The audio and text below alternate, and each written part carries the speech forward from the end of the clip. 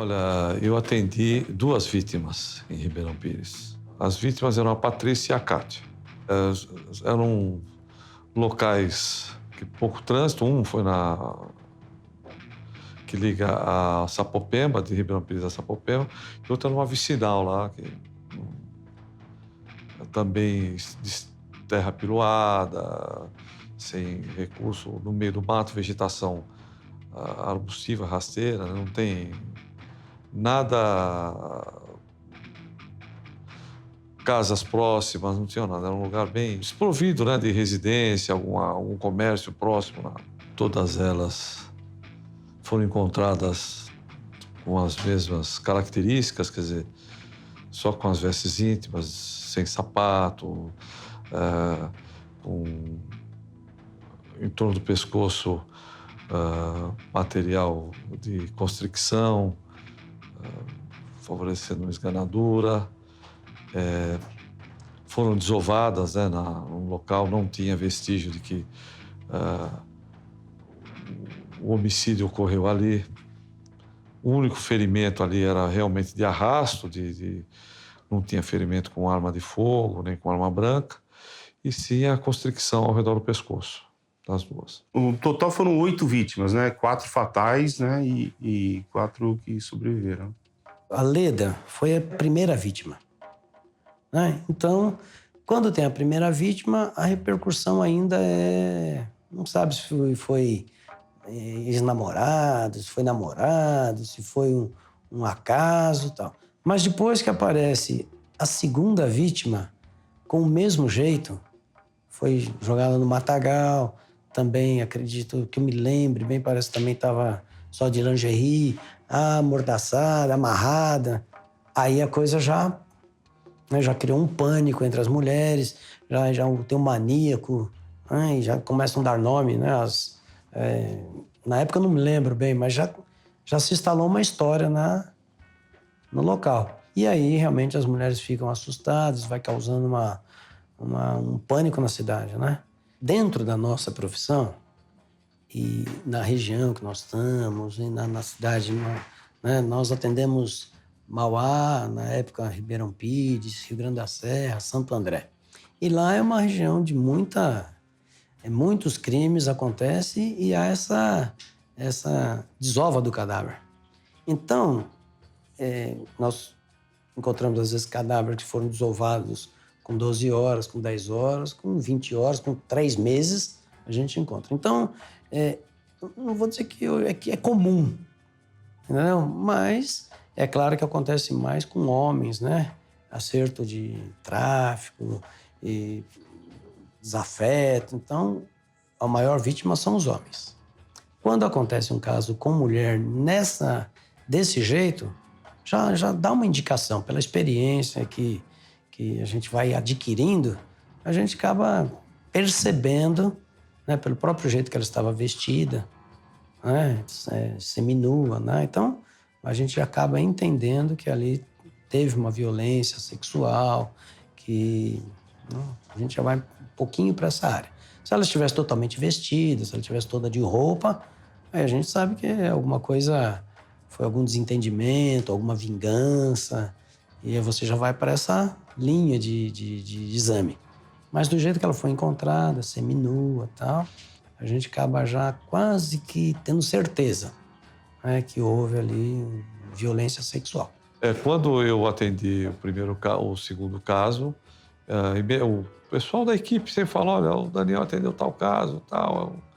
Então, eu conversei com o Daniel e o Daniel realmente me falou: olha, eu encontrei em tal lugar, assim, uma moça, nas mesmas condições que eu havia encontrado as outras duas vítimas que eu havia feito o local. Os locais eram diferentes, entendeu? Mas sempre nas mesmas condições. Praticamente daria até para dizer que foi feito em série mesmo, né? É um maníaco, ele usava sempre mesmo modus operandi.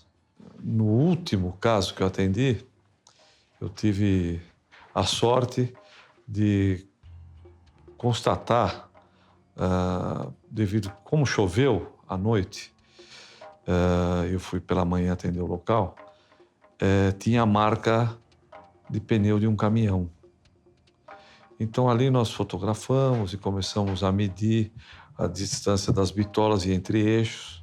Após a gente pesquisar nos manuais automotivos que tem no mercado, e chegamos à conclusão, ficamos entre um Mercedes 608 e um F350. Daí fomos numa autorizada da Mercedes-Benz, e aquela distância era compatível com um caminhão 608. Como os cadáveres não eram executados no local, eles eram transportados, provavelmente quem transportaria seria um caminhão fechado, não um caminhão aberto.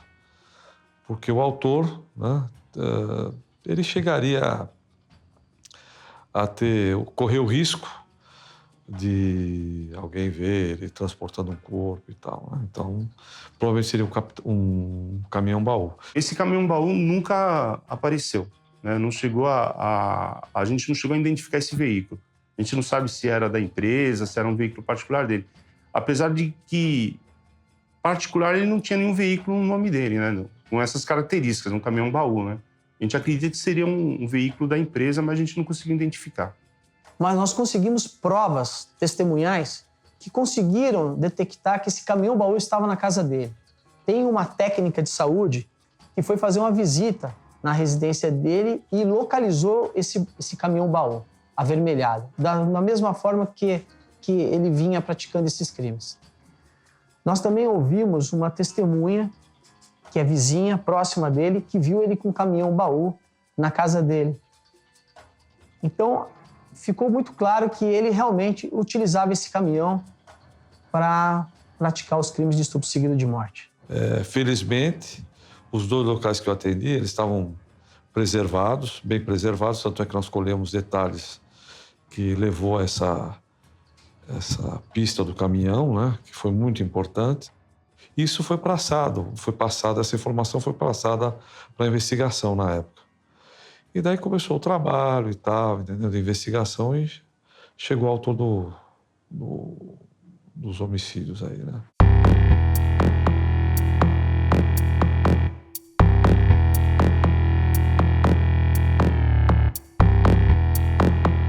Então, feitos os registros, a gente ia para o local, né, para verificar o local, né, colher provas e resgatar alguma coisa dos locais. Porque os crimes sexuais são os crimes de difícil investigação, porque eles não têm testemunha. Se a vítima lá não sobrevive, fica difícil apurar, né, a autoria, né? A polícia conseguiu, de todas as vítimas, apreender um único documento. Essa identidade que foi deixada numa padaria, o Departamento de Homicídios achou por bem ouvir o dono da padaria, afim como chegou a identidade até a padaria. E o dono da padaria foi até o Departamento de Homicídios. E uma coisa que nos surpreendeu é que quem levou essa pessoa, o dono da padaria, até o Departamento de Homicídios, de carro, foi o Aguinaldo. Aguinaldo então esteve, mas em nenhum momento Aguinaldo subiu para esclarecer que esse documento foi ele que levou até a padaria. E nós conseguimos, com provas, Aguinaldo portava esse documento, testemunhas disseram que próximo a ele, que viram essa identidade na mão de Aguinaldo.